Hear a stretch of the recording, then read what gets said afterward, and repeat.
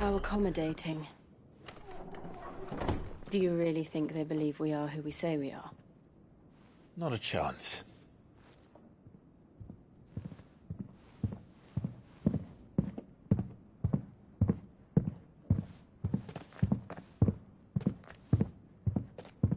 Alright, I guess. My uncle believes we're imposters here to rob him. And means to string us up himself.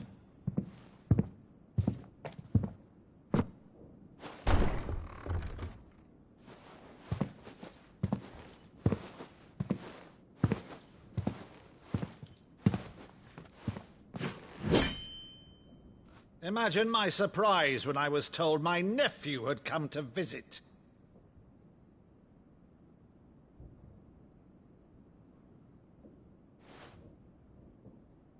Clive Rosfield died long ago.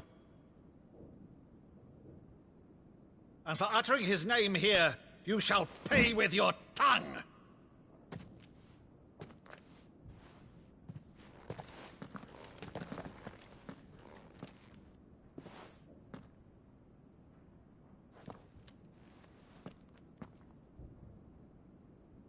You would mock me as well?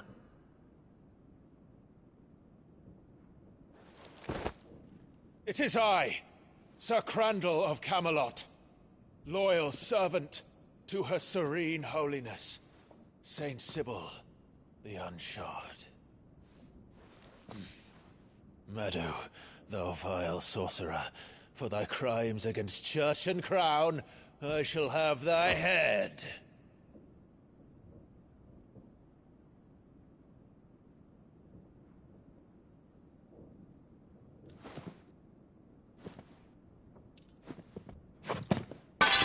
Curse thee, infectious flax wench. Even in death, must thou plague me still? Very well. I shall open the gates of hell, that thou might see thy charge once more.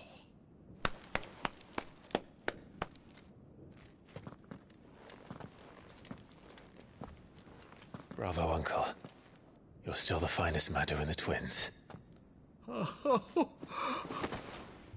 Clive, my dear boy, it's really you.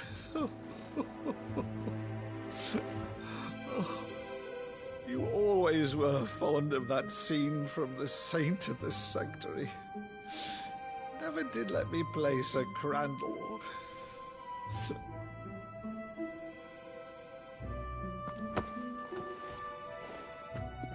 I have a favor to ask, Uncle Byron. Rutherford, inform the kitchens. There'll be guests. We dine immediately. But, Uncle... You can't very well regale me with the tale of your miraculous preservation on an empty stomach. Go on, sit.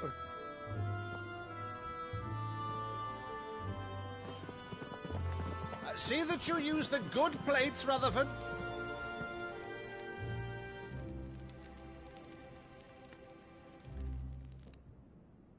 So you arrived late to one of her cullings, did you? Since becoming Vicereine, Annabella has been a constant thorn in Rosaria's side, but these atrocities are a new low. Something has changed. Quite what, I don't know, but the woman we knew is gone, and a monster sits in her place. A monster? For better or worse, I've been charged with governing this town, and thus must maintain the illusion of obedience. That's all I can do to aid Wade and his merry band of revolutionaries. So he's told us. You have risked much for Rosaria. Our nation will be forever in your debt.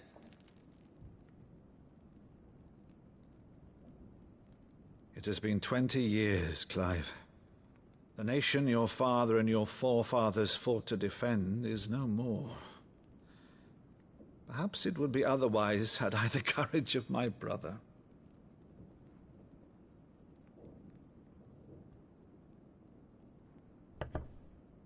All right, if it's a ship you require, a ship you shall have. I've a galley in port, but recently relieved of her cargo. She can be outfitted for the voyage in a matter of weeks. So you believe us, then? About everything?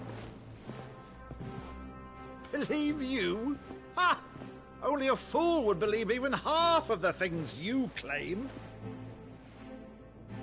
But until tonight, only a fool would have believed my nephew still lived.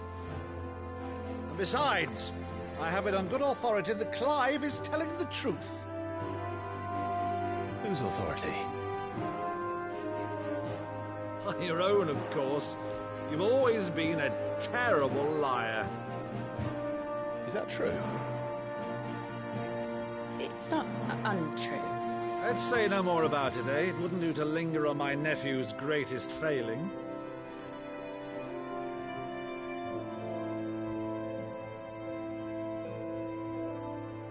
The one thing I cannot believe, though, is all this about you being Sid.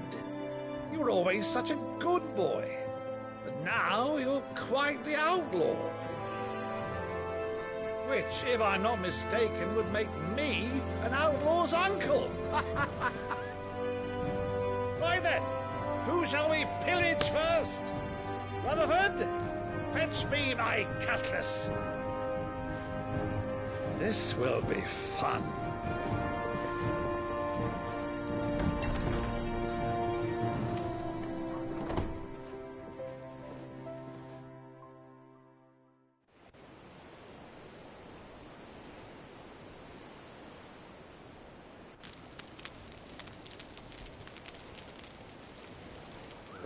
Over there. Go on. She's a fine ship, isn't she? Once outfitted, she'll bear us across the boiling sea to Drustinus in the space of 3 days.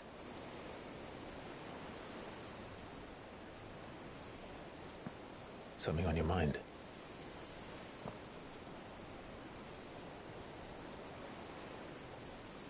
Monsters. When I served the Iron Kingdom, I did so because I saw no other choice. Because once they learned that the lash would not move me, they turned it on those who could.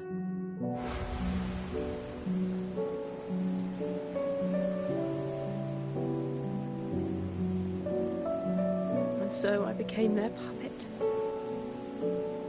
I let them pull my strings, telling myself it was not my hand that swung the sword, but another's. I removed myself from the truth so I wouldn't feel the pain it caused.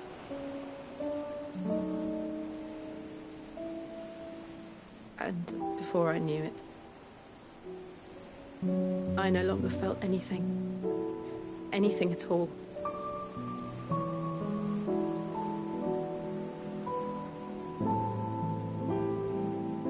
I had become a monster.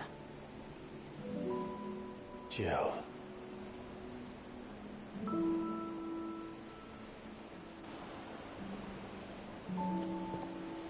I don't want to be a monster, Clive.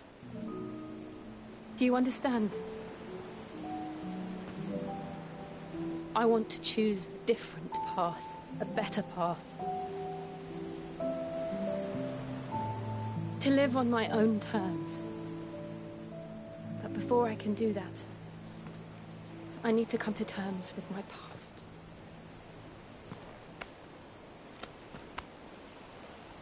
And when you do, I'll be standing there with you, just as you stood with me.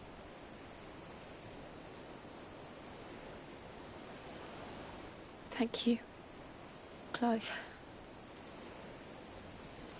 I must atone for my sins. Only then, when it's done, will the monster cease to be. Just promise me that you won't die with it.